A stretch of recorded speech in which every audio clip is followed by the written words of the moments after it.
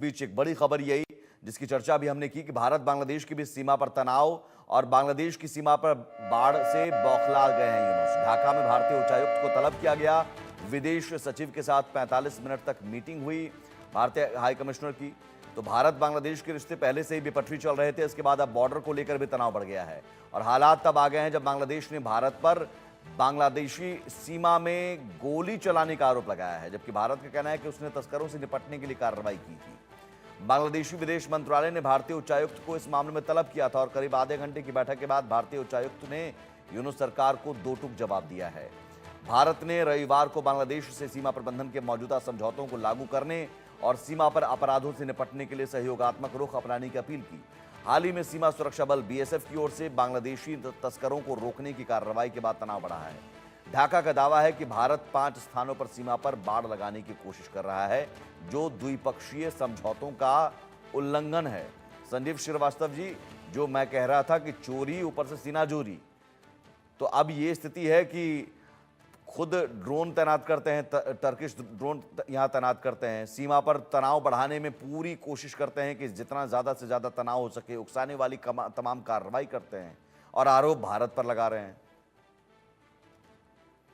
देखिए सुमित जी, मैं ये स्पष्ट रूप से कहना चाहता हूँ कि यद्यपि कि भारत की सरकार ने अब तक बांग्लादेश की सरकार के साथ एक कंस्ट्रक्टिव एंगेजमेंट बना करके रखा हुआ है, लेकिन इसका आशय ये कदापि नहीं है बांग्लादेश को भारत की इस तरीके के कंस्ट्रक्टिव एंगेजमेंट को किसी तरीके की कमजोरी के तौर पर बिल्कुल भी लेने की गलती नहीं करनी चाहिए, क्योंकि जैसा कि मैंने कहा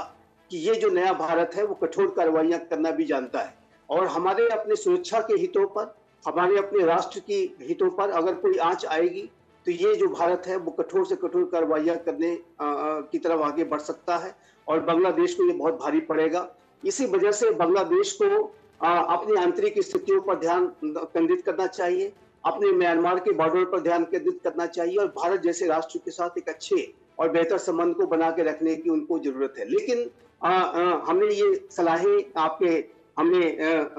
लगातार इस बात को डिस्कस किया है पब्लिक डोमेन में, हम सभी इस बात को कहते रहे हैं कि बांग्लादेश को क्या करना चाहिए क्या नहीं करना चाहिए, लेकिन बांग्लादेश इन सारी बातों को अनसुना करने की कोशिश कर रहा है। भारत की सरकार, हमारे विदेश सचिव श्री विक्रम मिश्री को जो आश्वासन दिए गए थे उस पर भी वो अमल नहीं कर रहा है। तो ऐसे में जाहिर है कि भारत आने वाले समय में अगर स्थितियां ऐसी रही तो कोई कठोर से कठोर कार्रवाई और यकीनन वो वक्त आ गया है। आप कहते हैं कि लातों के भूत बातों से नहीं मानते हैं, तो यकीनन ये वक्त आ गया है। मुझे लगता है कि हमने बहुत बातों से समझा लिया और नहीं समझने को तैयार हैं, बल्कि भूख लगती है तो ज़रूर चावल मांगते हैं हमसे ही और हम चावल भेज भी देते हैं। हमारी ये दरिया दिली है कि हम भेज भी देते हैं कि पड़ोसी है, चलिए ठीक है, अभी सन की सरकार है वहाँ पर मोहम्मद यूनुस की, लेकिन वहाँ के लोगों की गलती नहीं है। लेकिन मोहम्मद यूनुस की अंतरिम सरकार के रहते हुए अब ये हदें पार कर रहा है बांग्लादेश